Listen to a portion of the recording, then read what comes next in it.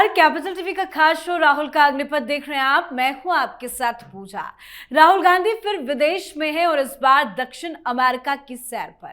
कांग्रेस कह रही है कि ये कूटनीतिक यात्रा है, लेकिन सवालों का पहाड़ खड़ा हो गया है। राहुल गांधी ने पहले कोलंबिया में जाकर एक बार फिर लोकतंत्र खतरे में है का राग छेड़ा, फिर वहां के संसद अध्यक्ष से मुलाकात बताकर दुनिया को यह दिखाने की कोशिश की कि वो एक वैश्विक नेता है। लेकिन हकीकत यह है कि जिस मुलाकात को कांग्रेस ने राष्ट्रपति स्तर की भेंट बताई, वो असल में सीनेट के अध्यक्ष थी। कोलंबियाई सीनेट के अध्यक्ष लिडियोस गार्सियो से राहुल गांधी ने मुलाकात की। अब खबर यह है कि राहुल पेरू की राजधानी लीमा पहुंच गए हैं और वहां संसदीय मित्रता समूह शुरू करने की बात कर रहे हैं। अब सवाल यह है कि राहुल भारत का प्रतिनिधित्व कर रहे हैं या अपना राजनीतिक एजेंडा चला रहे हैं। पहले कहा गया था कि राहुल गांधी 4 दिन के विदेश दौरे पर रहेंगे। अब वही यात्रा 10 दिन की कैसे हो गई? सवाल यह है कि कौन से अतिरिक्त कार्यक्रम अचानक से जुड़ गए, और सबसे अहम सवाल कि कांग्रेस ने अब तक राहुल गांधी का कोई आधिकारिक शेड्यूल क्यों नहीं जारी किया। कब रवाना हुए, कब लौटेंगे, किससे मिलेंगे, क्या करेंगे, कोई जानकारी नहीं सामने आई है। आखिर इतनी गोपनीयता क्यों रखी गई है? तो आज इसी पे चर्चा करेंगे। मेरे साथ स्टूडियो में मौजूद हैं कैपिटल टीवी के एग्जीक्यूटिव एडिटर राजीव जी। सर, आपका बहुत बहुत स्वागत है। धन्यवाद। राहुल गांधी पेरू पहुंच गए हैं, लेकिन कोलंबिया में उन्होंने क्या क्या किया? देखिए, जिस तरीके से राहुल गांधी का शेड्यूल बताया गया कि वो 4 देशों की यात्रा पर जाने वाले हैं, साउथ अमेरिका के, और उन 4 देशों का नाम पहले बताया नहीं गया। उसके बाद पवन खेड़ा के ऊपर दबाव बना। जब भारतीय जनता पार्टी के सवाल उठाए जाने लगे, भाजपा के कई नेताओं ने सवाल उठाया कि अगर साउथ अमेरिका जा रहे हैं तो एक देश तो है नहीं, ब्राजील है, अर्जेंटीना है, पेरू है, कोलंबिया है, ये सूरीनाम है, कौन कौन से देश में जा रहे हैं? 12 देश अगर साउथ अमेरिका में हैं तो वहां किस देश में क्या करने के लिए जा रहे हैं, ये तो कुछ तो बताना पड़ेगा। तो फिर एक बार फिर से कांग्रेस ने बताया 4 देश में जा रहे हैं भाई, और उसमें चिली है, पेरू है, कोलंबिया है। अब उसके बाद ब्राजील का भी नाम लिया। लेकिन ये 4 देशों की यात्रा, राहुल गांधी की पर्सनल विजिट, ये कोई डेलीगेशन लेकर नहीं जा रहे हैं, बल्कि वहां जाकर डेलीगेशन इकट्ठा कर रहे हैं। मतलब अमेरिका से उड़कर ये सैम पेत्रोदा सीधे पेरू गया, कोलंबिया गया और वहां पर राहुल गांधी के लिए व्यवस्था किया। लेकिन पहला सवाल यही उठ रहा है कि आखिर राहुल गांधी को अगर 2-2 घंटे, 1-1 घंटे की 20 मिनट की मीटिंग करनी थी तो इतनी लंबी यात्रा की क्या जरूरत थी? 28 तारीख को उनके बारे में बताया गया था कि वो 4 देशों की यात्रा के लिए रवाना हो चुके हैं। 29 तारीख को ये एक वीडियो आया और उस वीडियो में दिखाया गया कि वो कोलंबिया में दिखाई पड़े, एयरपोर्ट पर कुछ लोगों ने रिसीव किया।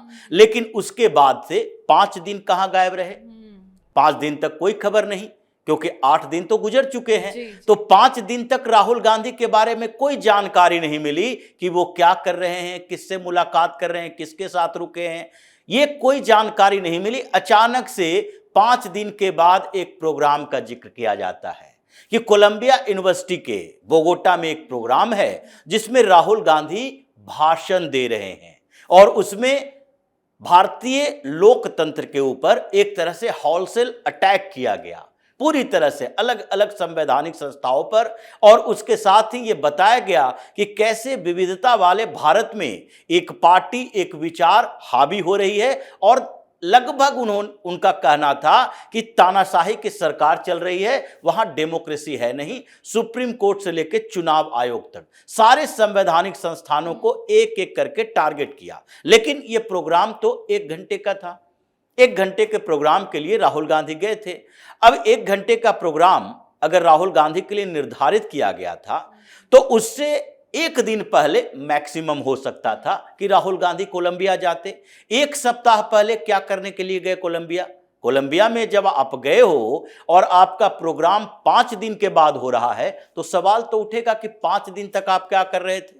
कुछ तो बताओ कि किन लोगों से मुलाकात कर रहे थे। इसके बाद धीरे धीरे सवाल उठने लगा कि राहुल गांधी एक तो भारत के डेमोक्रेसी के खिलाफ बात कर रहे और अब तक 1 सप्ताह की यात्रा में उनकी यात्रा पर सवाल उठने लगे कि गुपचुप यात्रा की है तो फिर किससे मुलाकात कर रहे हैं अभी तक बताया नहीं, जबकि कांग्रेस ने कहा था बिजनेस लीडर से मुलाकात करेंगे, कांग्रेस ने कहा था वहां के कुछ मिनिस्टर से मुलाकात करेंगे, कुछ लीडर्स से मुलाकात करेंगे, लेकिन अभी तक जानकारी नहीं मिली है। आनन फानन में यह व्यवस्था बनाई गई कि कांग्रेस से सवाल पूछा जा रहा है, राहुल गांधी के पास जवाब नहीं है और कांग्रेस के पास भी जवाब नहीं है। और कांग्रेस ने फिर से एक मीटिंग की, फिर बोला सैम पित्रोदा को, जो अमेरिका में रहता है। सैम पित्रोदा से कहा गया साउथ अमेरिका में, अभी वो कोलंबिया में है, आप मैनेज करो कि कैसे वहां के सीनेटर से मुलाकात किया जाए। तो सीनेटर से मुलाकात करने के लिए इन्होंने सीनेट प्रेसिडेंट से मुलाकात की बात की, क्योंकि ये कोई डेलीगेशन लेकर तो गए नहीं है। अगर डेलीगेशन लेकर गए होते तो उस पार्टी के डेलीगेशन के साथ इनकी मुलाकात होती। अगर पार्लियामेंट्रियन बन के गए हैं तो वहां कोई सांसद जाता है और मुलाकात के लिए किसी से बोलता है तो व्यक्तिगत मुलाकात के लिए सहमति जताते हैं। जैसे अगर किसी देश का कोई विदेश मंत्री आता है, कई बार ऐसा हुआ है कि यहां आने के बाद वो प्रधानमंत्री से या फिर विदेश मंत्री से बात करने के बाद राहुल गांधी से भी मुलाकात करता है, क्योंकि ये लीडर ऑफ अपोजिशन है। अभी वहां लिबरल पार्टी की सरकार नहीं है, लेकिन सीनेटर प्रेसिडेंट लिबरल पार्टी के हैं।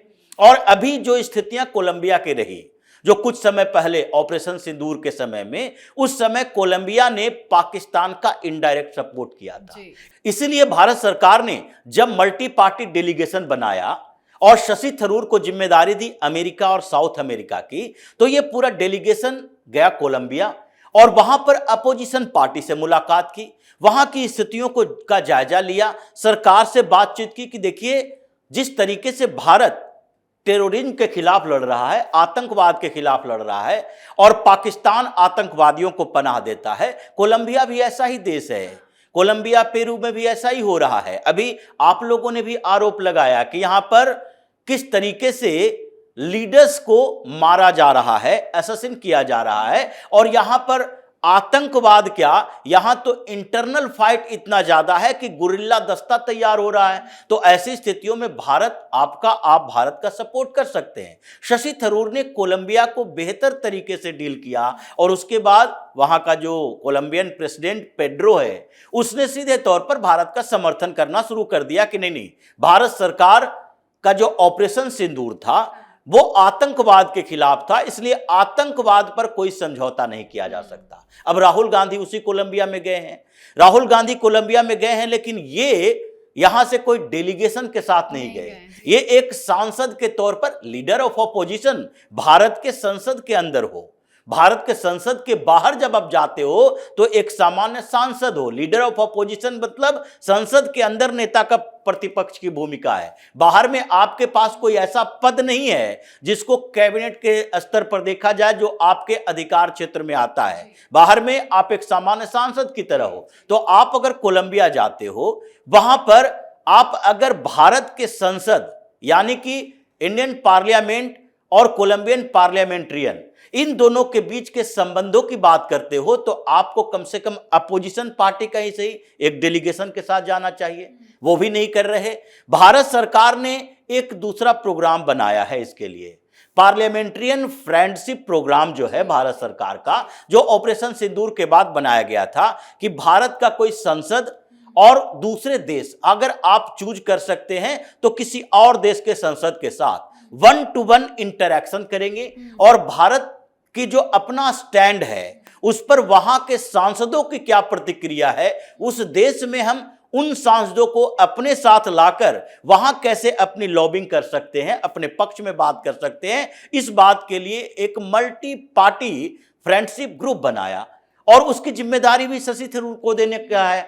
लेकिन उसमें राहुल गांधी ने सहमति नहीं जताई, बल्कि राहुल गांधी उससे बाहर रहे, अपने नेताओं को भी मना कर दिया। लेकिन वहां जाकर कह रहे हैं पेरू से, कोलंबिया से, चिली में, ब्राजील में, ब्राजील की बात, अभी तो ब्राजील जाने की बात कर रहे हैं, ये जाएंगे या नहीं जाएंगे पता नहीं, क्योंकि ब्राजील आजकल प्रधानमंत्री मोदी के साथ चलता है। लूला डी सिल्वा ने पिछली बार भी अमेरिका के टैरिफ के खिलाफ भारत का साथ देने की बात की थी, यहां तक कह दिया था कि अगर हमको बातचीत करनी होगी तो ट्रंप से क्यों करेंगे, मोदी से करेंगे और वहां से हम अपने व्यापारिक संबंध आगे बढ़ाएंगे। तो इसलिए राहुल गांधी जो ये बीच के 5 दिन गैप किए, या तो ये सीक्रेट मीटिंग कर रहे थे, उन लोगों के साथ मीटिंग कर रहे थे जो अगली बार जो शशि थरूर वहां से कुछ बेहतर संबंध लेकर आए हैं उसमें किसी तरीके से भारत के खिलाफ पाकिस्तान का सहयोग करे, ताकि इन लोगों को भारत में कहने का मौका मिल जाए कि देखो मोदी की डिप्लोमेसी फेल हो गई।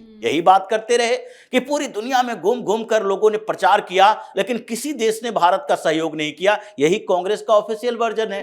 तो राहुल गांधी वही सेटिंग कर रहे होंगे कि अगली बार अगर कोई ऐसी परिस्थिति आए तो पाकिस्तान का सपोर्ट करो, ताकि हमें एक आधार मिले कि कोलंबिया में पाकिस्तान का सपोर्टर है, भारत का नहीं, जैसे अजरबैजान करता है, जैसे तुर्की करता है, वैसे एक दो और साउथ अमेरिका के देशों को भी साथ में मिला लो। अर्जेंटीना या फिर ब्राजील तो करेगा नहीं, वो भारत के साथ बेहतर संबंध वाला है। सूरीनाम भी नहीं करेगा, फ्रेंच गुयाना भी, ये सारे देश नहीं करेंगे, क्योंकि वहां पर ये जाएंगे भी नहीं। भारत के साथ उसके अच्छे रिश्ते और वहां के प्रधानमंत्री भी जो हैं वो भारतीय मूल के हैं। तो इसलिए राहुल गांधी का ये जो यात्रा लेट से शुरू हुई, मतलब मीटिंग वाली, जो बाहर दिखाने वाली यात्रा, पेरू में भी कुछ सांसदों के साथ मुलाकात, और उसके बाद आगे भी ऐसे ही 2-3 प्रोग्राम करेंगे जो केवल 20 से 25 मिनट का प्रोग्राम होता है। तो पूरे 10 दिन के अंदर आपको अगर 2-3 प्रोग्राम ऐसे करने से, छोटे छोटे देश हैं, 2-2 घंटे में सब जगह घुमा जा सकता है, तो उस जगह के प्रोग्राम के लिए था तो इतना लंबा समय लेना नहीं था। और अगर इतना लंबा समय ले रहे हैं तो शक आपके ऊपर हो रहा है कि या तो आप पर्सनल ट्रिप पर गए हैं, जो कोलंबिया, जहां के लिए आपके बारे में कहा जाता है कि 5 दिन तक अपना पर्सनल काम, उसके बाद वो काम जो दिखाया जा सकता है वही राहुल गांधी ने किया है। इसलिए सवाल आगे उठ रहे हैं। और पर्सनल ट्रिप ही लग रहा है सर, क्योंकि ये तो ट्रिप ऑलरेडी लंबा खिंच गया, इतना ज्यादा वक्त बीत गया, और कब राहुल गांधी वापस आएंगे ये भी कांग्रेस पार्टी नहीं बता रही है। देखिए अभी क्या बताएगी। अभी तो ये 4 देशों की बात करके गए। अब 4 देशों में ये अपना 1 सप्ताह का समय तो कोलंबिया को दे दिए, एक देश में। अब उसके बाद 3 देश और है, और अगर देश के हिसाब से, भारत के साथ संबंधों के हिसाब से, उस देश के साथ भारत के इकोनॉमिक रिलेशन के हिसाब से ऐसे भी देखा जाए तो 1 सप्ताह तो इनको ब्राजील में देना चाहिए था, लेकिन इन्होंने 1 सप्ताह से ज्यादा समय कोलंबिया को दे दिया। अब पेरू गए हैं, आगे ये पेरू से बढ़ते हुए चिली जाएंगे, फिर ब्राजील जाएंगे। तो ये जो डिजाइन तैयार किया गया है, लगता है कि 15 दिन के बाद आएंगे, इधर बिहार चुनाव की घोषणा हो जाएगी। बताइए, इतना इंपॉर्टेंट टाइम चल रहा है, 1-2 दिनों में चुनाव की घोषणा होने वाली है, लेकिन राहुल गांधी का कोई अता पता नहीं है। ये तो अच्छी बात है कांग्रेस के लिए, लेकिन कि राहुल गांधी नहीं है, क्योंकि जिस तरीके से चुनाव आयोग की मीटिंग हुई और कांग्रेस की बेशर्मी देखने को मिली। आप देखिए, कांग्रेस के साथ साथ राजद, कांग्रेस, सारी ये पार्टियां वहां पर चुनाव आयोग की मीटिंग में गई। क्यों गई? इन लोगों को तो बाइकआउट करना चाहिए। ये वही लोग हैं, वही पार्टियां हैं जो कुछ समय पहले SIR के मुद्दे पर कह रहे थे हम चुनाव का ही बाइकआउट करेंगे। इनकी इतनी भी हैसियत नहीं है कि चुनाव आयोग की मीटिंग का बाइकआउट कर सके, और ये चुनाव का बाइकआउट कर रहे हैं। कांग्रेस या राजेश राम जो प्रदेश अध्यक्ष हैं, कौन से मुंह लेकर चुनाव अधिकारियों के पास, चुनाव आयुक्त के पास गए थे कि हम आए डिमांड रखते हैं, जबकि आप उसी चुनाव आयुक्त के ऊपर वोट चोरी का आरोप लगा रहे हो और कह रहे हो कि आप निष्पक्ष चुनाव करवाते नहीं। तो ये अच्छी बात है। राहुल गांधी जितना दिन विदेश में रहेंगे, कांग्रेस के लिए उतना ही लंबा खिंचता जाएगा। बिहार में महागठबंधन का सीट शेयरिंग फार्मूला लेट होगा, और भारतीय जनता पार्टी तो कह रही है 2 फेज में करवा दो, 28 दिन के अंदर करवा दो, जल्दी से जल्दी चुनाव करवाओ, ताकि जब तक चुनाव का डेट नजदीक आए इनका फार्मूला ही सेट ना हो पाए। बिल्कुल, बहुत बहुत धन्यवाद सर समझाने के लिए। तो राहुल गांधी को शायद लगता है कि विदेशों में भाषण देकर, भारत की छवि पर सवाल उठाकर और लोकतंत्र की दुहाई देकर वो अपनी खोई जमीन को वापस पालेंगे, लेकिन ऐसा कुछ भी होता नजर नहीं आ रहा है।